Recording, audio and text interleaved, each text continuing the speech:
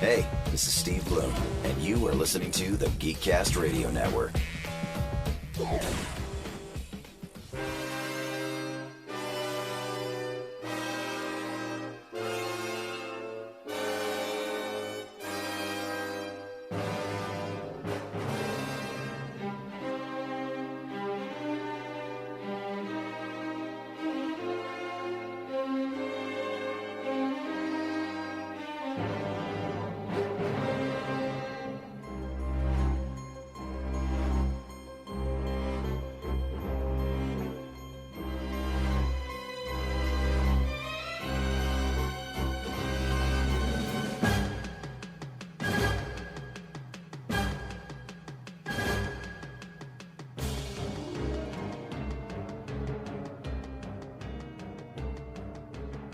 Hello and welcome to episode 99 of the Cinema Geeks. Today we are continuing our Hayo Miyazaki Retrospective as we review and discuss Nausicaa, Valley of the Wind. Joining me today is Kevin Optimus Solo. How's it going, man? Not too bad, Dan. Also, of course, we have Hard Candy Mandy. Hello. And last but not least, Matt Fridley Sent. How are things? I messed up dinner again. That stinks. Do I always mention that on the podcast? Because I do it, because I cook right down to the wire, and I think I mess it up like one every 3 or 4 times. No, I wasn't. What did you mess up? What'd you go with? Was it inspired by the movie? It was not. Uh-huh. I just forgot to put a very important ingredient, and it was a crock pot recipe, so Ooh. I woke up and dinner was not done. You forgot the meat. Damn it. Oh. At least you didn't almost set the house on fire, like when you guys came over to watch Nausicaa and the grill. I came inside to greet Matt and Amy, who had shown up, and they had sweet-ass Star Wars helmets on, so of course I had to try one on. And in the meantime, apparently the grill caught on fire.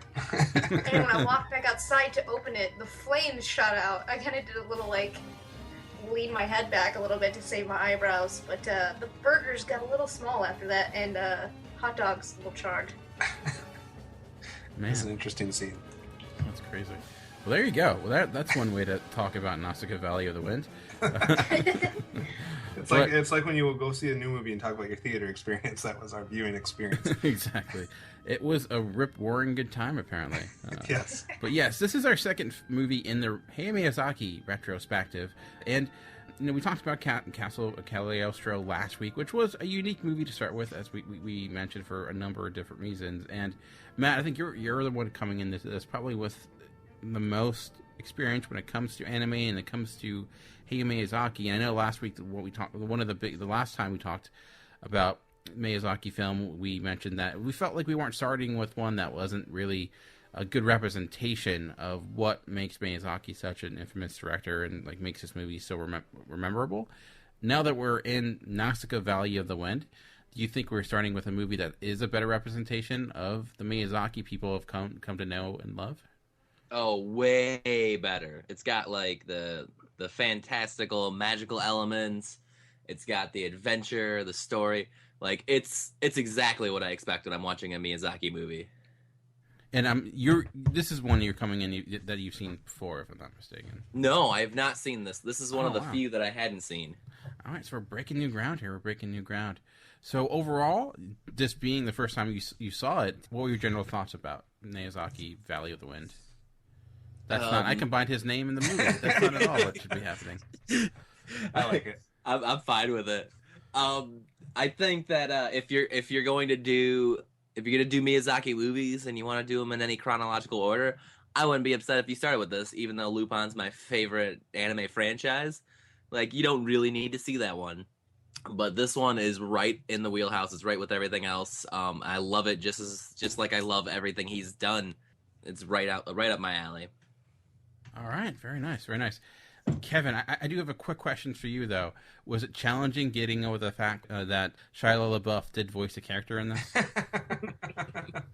I saw his name pop up. I think it pops up before you hear any characters talk or whatever. And Yeah, that was just like a what? Like, what was he, like 4 when this came out? I thought I didn't realize he was of the age that he would be doing anything and involved in any of these films. But I don't know. But then I found out, obviously the dub happens much later than the actual movie was originally released, so it all made sense afterwards. But yeah, that guy.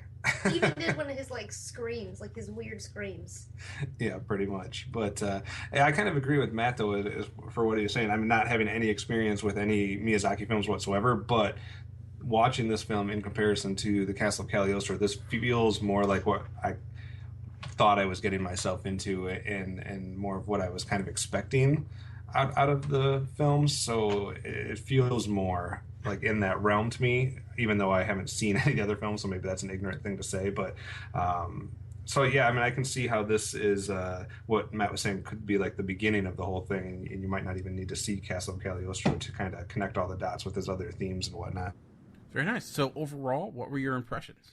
I like this better than I like Castle of Cagliostro for sure. I would definitely come down positive on Nausicaa Valley of the Wind, if I said that correctly.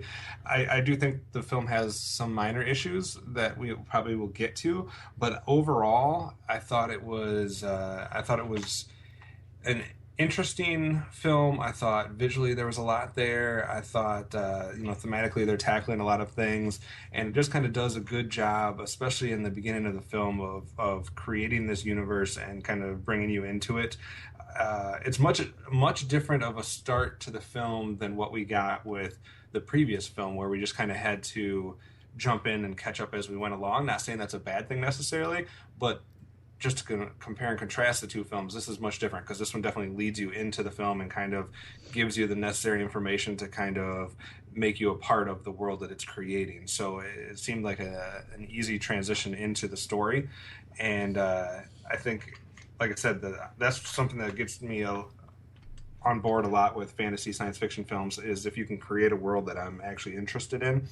And I was definitely interested to find out more about the world that was being created in the first 30, 45 minutes of this film. So I would generally come down positive on this one. Dan, you had asked Matt if he had seen this before or not. Is this one of the ones that you had seen previously, or was this a first viewing for you? This was a first viewing for me too.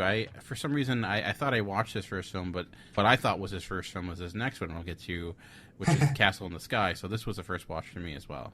So first watch for all of us, I believe. So that's interesting. Yeah, breaking new ground. Amanda, considering you almost set yourself on fire watching this, was it worth it? Yeah, I think that it was. Amanda has an interesting story when it comes to the viewing of this film. More than just setting herself on fire. Yeah, I think that I went into this really not knowing anything about it, and when I got into the film, I was definitely intrigued by everything that was going on. I just happened to be super exhausted from almost killing myself and everybody else, that I fell asleep and didn't get through much through the first watch. So then I had to go back and try to watch what I missed, and then I fell asleep again. So she watched the first viewing. She got at least half of it, if not at least half of the viewing in before she fell asleep. The second watch she got, I think, all the way down to like the last 5 to 10 minutes before she fell asleep. So she saw 95% of the film. Yeah, nothing to say bad about the movie. There's like the sounds of it, and it's got like the music in it and stuff. Just kind of zonked me out. It like zen me out, and I fell asleep. the peaceful atmosphere just put you right under. I understand. Yeah, the creepy bugs and stuff, it just lulled me to sleep. Yeah. Well, I'll make it 4 for 4, because I ended up really liking this a lot too, and like Matt mentioned, it is a good representation of the movies that I have seen of Miyazaki. This feels very much like those, and we talked about world building, and I think it does a lot. There's a lot going on with this movie, and it could, I think, get convoluted, and I think it really rides that line well, where you kind of understand this world enough, you get what's going on. And I often say, I feel like when I'm watching a Miyazaki film, at times it feels like I'm like watching the sequel of a movie that doesn't exist, and not in a bad way, but in the sense of like he just kind of starts the movie off running. Like there's no long exposition to really get you into it. You kind of learn as you go, and that's the case here. But I thought it was done quite well. I love the characters. There are a lot of colorful, interesting characters. thematically there's a lot going on. I do think, though, there are some messaging that might be considered heavy-handed at times, but I don't know if that's a culture thing or just being, you know, a cartoon of that nature, if that's a product of that. But it really ended up sneaking up on me because I ended up enjoying it, liking it, but as it was running out its conclusion, it felt like the emotional weight of the movie at the end really got to me. I'm like, wow, it's just one of those things, like everything started clicking and it all really came together nicely for me. And I thought I was really, really impressed with it. And I thought of all the Miyazaki films I've seen, I was definitely up there for him in his filmography so far. I agree with Kevin, definitely enjoying it a lot more than Castle Cagliostro, which is a movie I did like, but I don't know. Like, this is, I think, if you're gonna classic Miyazaki in all its glory. So, yeah. So, Matt, one thing I didn't mention regarding the movie was the messaging, and like, you know, there's a huge environmental message that goes on with this. It takes place in a dystopian future that obviously the world was destroyed because of man and its pollution. How did you feel the movie handled that message and that theme? I don't know. It wasn't the worst. Like, it was definitely somewhere in between WALL-E and Mad Max, where it's like WALL-E is like, you did this, we've ruined it, and then we're still ruining it. And Mad Max is like, yeah, the Earth got ruined, but we're still having fun. Like, this is definitely somewhere in between there, where it's like humans ruined the Earth, and now they're suffering the consequences, and they're just dealing with surviving. And it's probably closer to WALL-E than Mad Max. But it's not the most heavy-handed, though it is very much there. And revelations throughout the movie reveal that it's kind of like, even if humans all die off, the Earth's gonna be okay. And so, like, that's like hopeful, I guess. It doesn't bother me nearly as much as it probably bothers some. But I'm also like a very crunchy liberal kind of guy, so. Yeah, I think it's challenging because I think it's certainly there, and there's a lot going on, but I do think it kind of handles that well. I don't know, Amanda, what you thought of it, or what you thought of, you know, if there's anything else you felt you got out of the movie beyond its just narrative and the ability for it to make you a movie form of a lullaby. I think that it was super heavy-handed as far as, you know, what it was trying to get across. It kept slapping you in the face with it over and over again, but I thought that it had some pretty cool elements to show the actual, like, result of what we had done. Like the spores and stuff I thought were super cool, and like the toxic jungle is almost like manifest in your face that this poison and everything is from us, and how much it's really affecting everybody. And I think that I was able to kind of get around it in some points when I was looking at these really cool visuals of them like showcasing, you know, this awful stuff that we had done to the planet, but them saying it over and over and over again, like, we get it, dude, we get everything's toxic, we get that we did this. But I think the visuals definitely helped push it along through that with a heavy-handed tone. So, Kevin, you know, Amanda seems to think it falls a little bit more on the heavy-handed side. Matt, on the other, what were your impressions of the message that it was certainly trying to convey? I mean, I don't know if most people will see a difference between these two terms, but I probably would shy away from the heavy-handedness and go more so for the phrase that you hear, being on the nose, or and I know those are very similar things, but I think it's a little bit different because for me, it's not necessarily that the narrative is telling us these things, or that the thematic elements are repeated throughout the movie. It's more so, and I don't know if some of this is lost in translation, with what, you know, I don't know if these were the actual names of it, but calling things the toxic jungle and the sea of decay, and then just some of the just on the nose naming of some of these things seemed a little unnecessary to me. It's like, it's not like it insults your intelligence or anything like that, but we can kind of draw those conclusions. We don't necessarily need those things named. Those direct references to it for me. So I mean, it's just a minor nitpick, but I would have liked a little bit more subtlety in the naming of those types of things. But the overall message didn't necessarily bother me. I didn't feel like it was being repeated too much because it's kind of like an ongoing, like that is the central theme of what's going on in their world and in the Valley of the Wind, you know, as far as trying to survive and kind of how it emanates into their kind of folklore and their culture and different things like that. So that part didn't bother me. I could have used some more subtlety, I guess, in the naming, but that's very petty. Yeah, there's, I think, Matt, you brought up a good point when you're referring to like Mad Max and Wall-E, because I can kind of see that where it shows you like the pieces of the past world. I think, you know, they at one point they're using like I think that was either a spaceship or a submarine or something. One of the two that was certainly part of the past world that was once there. But there's certainly a message there. But I thought it's like portions of it are maybe on the nose or heavy-handed. But I think it goes deeper than that, and I don't think it's asking complex questions and giving more complicated answers. It's not like saying, okay, this is simple. It's really about this, you know, harmony and trying to find that harmony and the importance of it, and how basically, you know, you have all these factions of different people and what they're trying to do to one another and the repercussions that we see there. So I thought like I guess I'm somewhere in between with it, but I thought there were some problems with it. If there were issues with the movie, that's where I would point to. But I thought I was just impressed with how much it was trying to say and like the unique nature it went by. And like I think you mentioned, Kevin, it could be some of that heavy-handedness just with the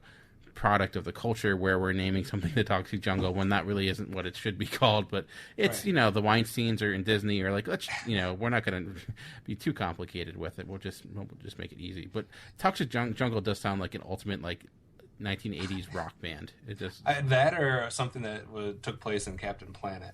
That's true. That's very true.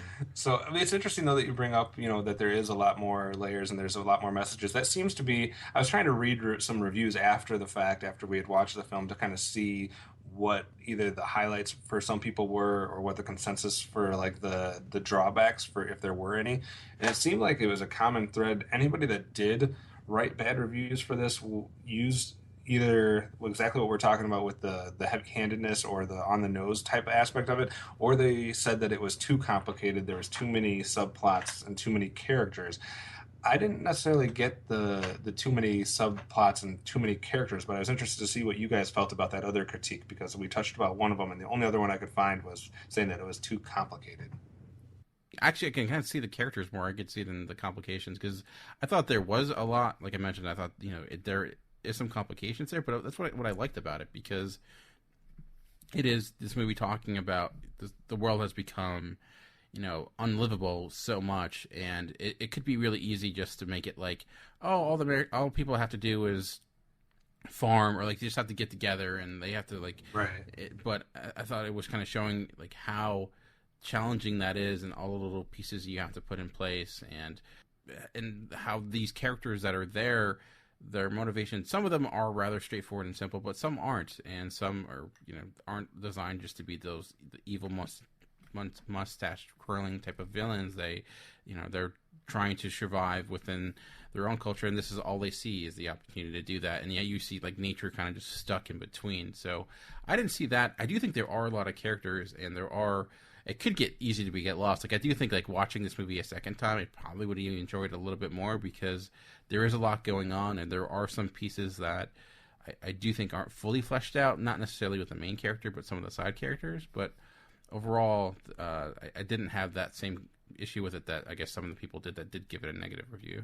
And I agree with you on that, because I think that's probably one of my favorite things too, is that it's not just black and white. There's a lot of different factions of characters coming from different backgrounds or different motivations for what they're doing, and it's kind of a sign of how, you know, when every group or every subgroup, I guess, in society is brought up in a certain way and is doing certain things, that they might not be able to see how that creates a disharmony with other groups or with nature in general. And I kind of appreciated that. And I also appreciated what it seemed like we got in the direction of the film or in the way that the film is framed, because it gives you all these other groups, and then it gives you as the viewer the ability to be the outsider looking in on this.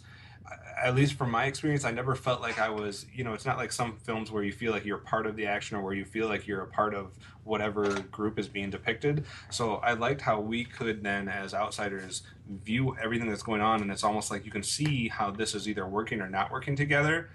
But because you're an outsider, you have to kind of watch and see how each group's going to react and what decisions they're going to make. And I thought that was made for a better experience, because you can kind of see, even though it's easy for you to see what should be done or shouldn't be done, since you're an outsider, you got to kind of view what went into all their decisions and kind of how that plays out. So I kind of appreciated how he kept, at least me, in my experience, at a distance from all the groups and kind of an outside view. Yeah, I don't know, Amanda, and Matt, if you guys had any thoughts on that. It's an interesting thought, because I don't really think of myself when I'm watching a movie, as like, because it's not such an interactive media, that I don't think of how I'm putting myself into it. But I could definitely agree with what he's saying. I think I was just mainly on board with Nausicaa and her struggle and her kind of strife and her beliefs, like just trying to get on board with her. Even like with her whole thing, the killing's got to stop, and her whole stance, I think, was what I was trying to get behind the whole time. I don't think that I was on the side of anybody else throughout the film. Matt, what about the complication part that a lot of people were complaining about, that it was maybe too complicated, or there was too many different plots or themes going on? Did you feel that, or did you feel like, because I disagree with that. I felt like that was kind of one of the highlights for me. I think the plot is incredibly straightforward. There are a lot of characters, as I believe Dan said, and there's some questions of, like, about motivations, like, of some of the characters, but, like, ultimately, no, I think it's a pretty straightforward movie as far as the plot and any general things are concerned. And I think something else you mentioned, when we were watching it, is that it was much easier this time, and maybe not just in comparison to Castle of Cagliostro, but obviously that's the only other film we've watched, but it was much easier to discern the groups of characters in this film, as far as the sections or the subsections, like the people from this area, the people from that area. I thought if you're watching it, and you're paying attention, they do a lot of things to kind of separate those groups from a visual standpoint. Yeah, it helps that one of them was an army wearing uniforms. But yeah, like, you could definitely be like, okay, those guys are part of the evil army. Those guys are villagers in the oppressed town. Like, it was very clear to tell who was who based on their clothing, their mannerisms, things like that. Yeah, it was nice and easy to follow. Like, that just adds to it's not complicated or difficult to follow. Yeah. I know not last week, but last time we talked with Castle of Cagliostro, with Lupin being one of the main characters, and how we brought up that he's not really a hero. He like exists in this middle ground. With this, we're mentioning a lot of the characters, a lot of different factions. There are some obvious villains, but overall, do you feel that with like Nausicaa or the other characters, do they also exist in that middle ground where we have people? It's not necessarily good or evil for the most part. We're just people in a situation, in different situations, looking for survival, or is there a clear antagonist and protagonist here? For me, I think the only thing that was clear, as far as more black and white, is Nausicaa's portrayal, or taking kind of that hero role. I mean, like, obviously she is not just fighting for her group and her village or whatever, but in the valley itself, but then ultimately, for the betterment of everybody. So, I mean, I can see her being kind of outside of that gray zone in a definite kind of someone you're rooting for and someone who's kind of taking the helm to protect everybody. But outside of that, I don't think the film is too interested in necessarily painting anybody as necessarily as evil or as good. It's more so, like we were talking about, everybody has their own motivations, their own set of values based on their own village or their own clan, and they're just really trying to purport that. I mean, obviously there's bad characteristics that people have, but that doesn't necessarily make them a villain or an evil character. I mean, yeah, some people might be greedy, or some people might be wanting money or wanting power, or control or different things like that. But I don't think that in of itself makes anybody a villain character. It just makes them all more almost like real people or like real members of a world or a universe for me. I would argue that the one guy was a little evil. Like Yeah. The headband guy? the guy who was with the armless general, who I think like he Yeah. was like a prince or something. Like he was like his motivation seemed evil. But yeah, everyone else was definitely like just trying to survive in this one world the way that they know how to or the way their culture would dictate. But then he was evil. I think with Nausicaa, it's pretty clear cut that she has the best of intentions. She's got the purest of heart that you can see. And even though at one point she says, I didn't know my rage could, drive me to kill. But at the same time, she's trying to, like you guys said, better everything for everybody. And her village, her people all looked up to her. They all respected her. They all loved her very deeply, and it was all earned because she was so capable and so willing to, put herself out there to help anybody and anything. And she proved her worth and her value, and the fact that we had this like super strong female lead, and they never made it like about her being like this princess and she's a girl but she's so capable. It was just she was a strong, respected, capable person, and that's why her people loved her. And it showed throughout everything that she did it for everybody and for the good. Yeah, I thought what's interesting about that is that she's very pure but also not boring. And when you have a character like that is so very straightforward and one that is, it could easily be like just like a princess character or someone that is very like one-dimensional, but I think she's more than that. And that's one thing I do like about Miyazaki, that he does tend to have a lot of strong female characters in general in his movies, and strong characters in general, but I do enjoy that he tends to try to create characters that take traits that could be very one-dimensional, but add in some interesting aspects to her. And she's almost like a female Indiana Jones without the baggage and the being kind of a jerk. She's just so. I think she was a lot like Rey from the newest Star Wars. Honestly. That's a better comparison. So there you go. Like yeah. She's very powerful, very strong-willed, very good at things, but still struggles to get to the goal. Yeah. But I think even Rey, even her willingness to help people comes with this kind of like, how is this going to affect me right now? I've got my own agenda. It took them a while to pull her out of the fact that she was stuck in her own agenda to really help everybody. Like they had to smack her in the face with the problems and show her that this can't be her world anymore. Whereas Nausicaa is just all in it for everybody. She does not think about herself.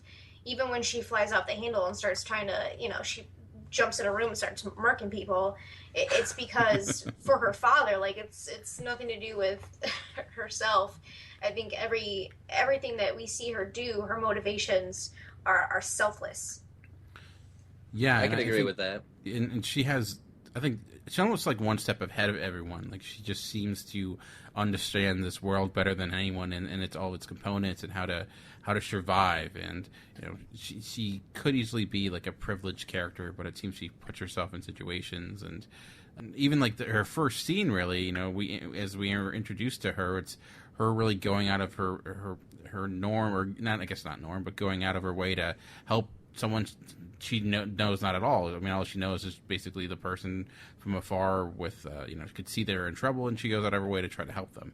And it just happens to be someone she knew, but I think right away you see her bravery and her selfishness within the first, 15 minutes of the movie. Yeah.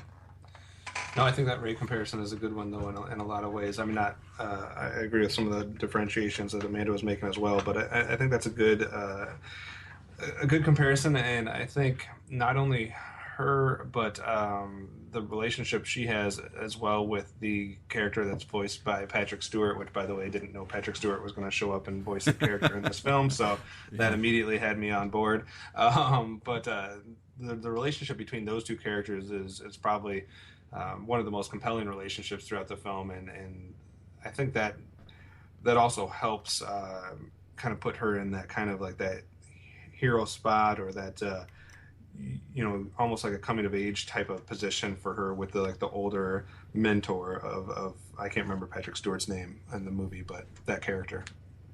Yeah, true. What else I find interesting with this movie is that Miyazaki is a person who loves aviation, loves planes, and just the creative machines that are designed in this. Like, the world itself is really insane, but just all the different uses of flight. Like, his first really big movie, and you can definitely tell this guy loves things that fly. And it's on all different scales too. It's from like a simple glider, I guess, for lack of a better term, that like she's using, to like you're saying, like these massive airships and different things like that. You get to see like all different scales of flight. So I thought that was kind of interesting. Yeah, it's like gunplane. What's that? A gunplane. Yeah. Gunship, and it's a lot of creativity. It's almost like being a kid and giving him like a piece of paper. It's like, draw the ultimate airplane, like spaceship, and like that's what he does, and he puts it in, and this all the different, like, even like how each group of people had machines that were all kind of designed in a unique way compared to the next one. So I just thought that was not to mention the insects, the ohms and stuff like that. Oh yeah, that's a good thing to talk about too. Just we talked about with Castle Cagliostro that the animation being for was 1979 when that was released, and how it still held up really well. This being 6 years later, does it seem like it's even on another level? Is it around the same as the last film, or is this even like more impressive on an animation standpoint? No, I like the animation. I think the surprisingly one of the highlights for me from this film was the visuals. Like you said, it's kind of in conjunction or in a partnership with the creativity of the different vehicles, the different machinery that we're using, the different insects and the different nature aspects. Like, first of all, just the design behind them, but then the animation goes hand in hand with that. And I thought visually the world they created was probably the highlight for me for the whole film. So I think it was up a level for me from Castle Cagliostro. I don't know if Matt and Amanda agree or not. Definitely. I think the visuals were one of the biggest draws for me. There were some super cool stuff going on. Also, like, the insects creep me the hell out. Like, they looked cool, but I had no idea like what to think about them. It seems like something, not to interrupt you, but it seems like something like, obviously I didn't see this film as a child, but I'm thinking of other films that I did see as a child, like The Dark Crystal or something like that. It seems like if this was something that I had seen when I was like 6 or 7, that some of the images and the designs of these insects and things like that would have stuck with me. Like, it would have been something that I remembered, even if I hadn't seen or heard of or even thought of the film, like 10, 15 years later, if somebody mentioned it, or if they showed me a picture of it, it would have been like, oh, I remember that freaking the heck out of me when I was a kid or something like that. Like, they had that kind of an effect I could imagine if I had seen it as a kid. I don't know, Matt, what your thoughts were on the animation overall. I don't know if the quality of animation was any better, like if it was smoother or if there was more moving parts, because that's always the thing with anime is how many moving parts are there per image. But it's definitely more impressive just because of the visuals rather than being a dude driving a Fiat through a Baltic European country. It's these massive bugs, each and a whole series of bugs, each one different but still similar enough visually. So it's way more impressive, even if it's not of a higher quality necessarily. Yeah, it's. I mean, I'm not an animation expert, so all I'm going to go based upon is what I think looks better, and that could be often based upon the way you see it compared to like a Blu-ray or a streaming or something like that. But I thought like, again, considering the time, thinking of other movies that came out around that same time, and thinking like how impressively it holds up. But like I think it has been mentioned, the creativity, I think it's really what drives it home, and just the fluidity of emotions and the action, and it feels like there's no choppiness. It seems like it, with all the crazy things that are going on and everything, like the massive scenes of these all these animals that are crawling around. Like there's so much. This world is so vivid, and it just seems so beautifully rendered.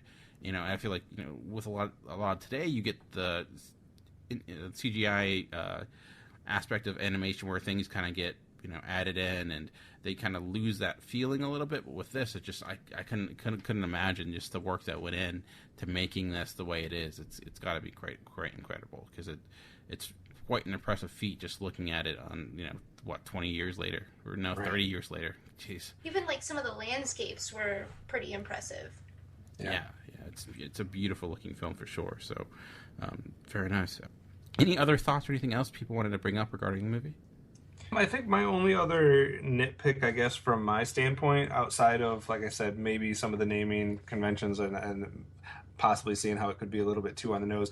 The only other thing that I saw or that I experienced during the actual watching of the film that drew me back a little bit was I think I'm just a pacing Nazi, but there was some moments where I felt were drawn out a little bit, or a little maybe long in the tooth at times, maybe evident by Amanda falling asleep twice through it. But I could see that in a ways. For the first about 30 to 45 minutes, I did not feel that at all. Like, I was on board for every moment of the film for at least the first probably almost half of the film. I think there was some parts towards the second half that were a little bit drawn out, where I felt like maybe could have been expedited a little bit. But again, that's just me nitpicking and trying to find something else I could draw back on the film to make it seem not perfect, I guess. But it's a minor nitpick, and I think, like you said, especially if you are watching it in the right state of mind and not ready for bed, it probably wouldn't have had the same effects. So that's just my only other little nitpick on the film. What's interesting, I guess, when it was originally released in 1985, the U.S. cut was a lot different. I guess it was like 20 minutes shorter, and I think it was named differently. It was like Warriors in the Wind. Hayao Miyazaki was not a big fan of that. Reportedly, when he was releasing his next movie, he sent a samurai sword to the Weinsteins with a note of it saying no cuts when he was releasing the Jesus Christ. Yeah, just to kind of put the home of, he does not want them to adjust this movie. So, which I get. I mean, cutting out 25 minutes of this, I think obviously may affect some of that pacing, but I wonder, story-wise, it would be confusing. Yeah. And I wonder if that's where some of those negative reviews come from. If they were written at the time, I could see taking out 20 minutes would probably make it more confusing. More confusing for sure. Yeah.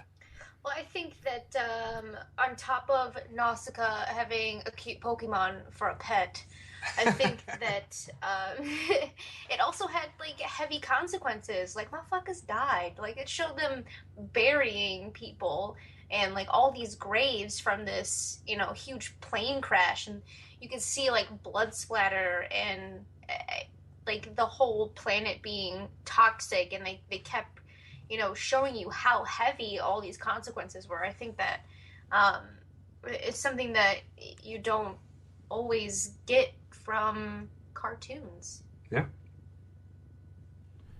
Matt, was there anything else you wanted to touch upon that we didn't get to yet? No, I think we covered it all. I mean, it's a brilliant piece of work. There is one slightly confusing thing, and I don't know if it's because I wasn't paying enough attention, but at the end, a character's clothes seem to change for no reason. But there is a reason, and it's a visual one that I just didn't pick up on. I don't think Kevin did either. But yeah, it happens for a reason. I don't think I did either. I think I missed the change in clothing altogether. Man, I was I don't think I was sleeping, but I could be wrong.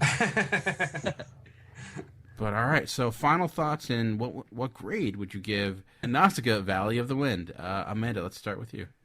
Oh, man. Since I did not exactly see the entire film, I feel a little bit bad about rating this, but I think I'm going to give it 5. Wow, 5 out of 10. All right. Kevin, what about you? I think I'm a little more on the positive side than that.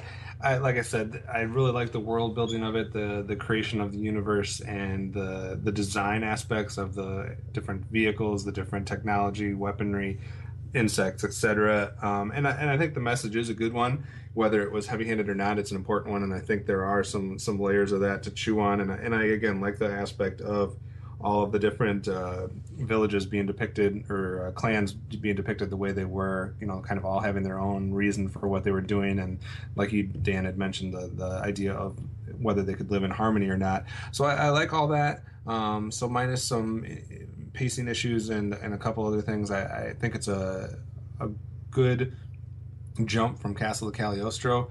So I'm hovering like in the low 7, like high 6 range. So I'll give this one a 7. I like the fantasy sci-fi aspects of it, and I don't know what else to expect, but I got to leave a little bit of room for something to be better. So I'll give this one a 7 out of 10. All right, Matt, how about yourself? I'm baffled hearing these numbers, because I'm thinking 8, and that feels low. Like, I love this movie. This is exactly what I want out of a movie, like on like every level. Like, I loved the characters. I loved the huge, massive world. That, like, I could watch this movie over and over again. It's not my favorite Miyazaki movie, but it's, I mean, easily just so much better than anything we're getting now or ever. All right. Yeah, I'm actually right there with you, Matt. I was rather impressed with this, and I'm really glad we did do this, because I'm glad out of this we at least got to see this movie, because this really worked with me almost on every level. Yeah, I had a few nitpicks, but overall, the beauty of the animation, the story itself, the characters. Some things may have been not fleshed out as much as I want to, but that was really minor. Overall, I thought it really worked well, and is quite the accomplishment, especially for arguably a directorial debut for Hayo Miyazaki. At least the first original property he was making. I mean, that's quite the place to start. So I guess I'll go highest on this. I'm going to actually go 8.5. I quite enjoying this, and I'm actually going to think it's going to be quite hard for a movie to kind of knock this out. I mean, if it is, that's going to be impressive, but I like this quite a bit. So. And Matt, did you go with a 8? 8. Okay. So I'm only 1 point lower than you, Matt. You do that half thing. Like, you could have 7.5, or you could have 8 it. I don't know. Yeah. It's so early in the spotlight. I don't want to corner myself somewhere. So. I'm not scared, but it's a little unfair since I have seen some of the other movies. So, right. But still, I mean, it does currently have an 87% on Rotten Tomatoes for a critic count, and it's a 91 for users. So a lot of people are fans of this one. Yeah, and 8.1 on IMDb, which is a pretty high rating as well. I get 1 point. Rated the 202nd movie of all time on IMDb. So nice. There you go. All right. Well, we'd like to hear what you thought of Nausicaa Valley in the Wind, if you had the opportunity to see it. If so, you can contact us in a number of different ways. You can email us at feedback@geekcastradio.com. We're also on Twitter at Cinema Geekcast, and you guys are also on Twitter. What are your Twitter names? Amanda, how about you? Hard Candy Mandy Eyes No Eyes. Kevin? Mine is at Optimus Solo. And Matt? I am at Fridley Scent. And I am at Movie Revolt. You can also go to geekcastradio.com, click on the episode post, and leave a comment there. We do enjoy that, as always. But that's it for this week, but we'll be back next week with episode 100, and we have a very special show in store for you guys. It should be fun, so we'll see you then.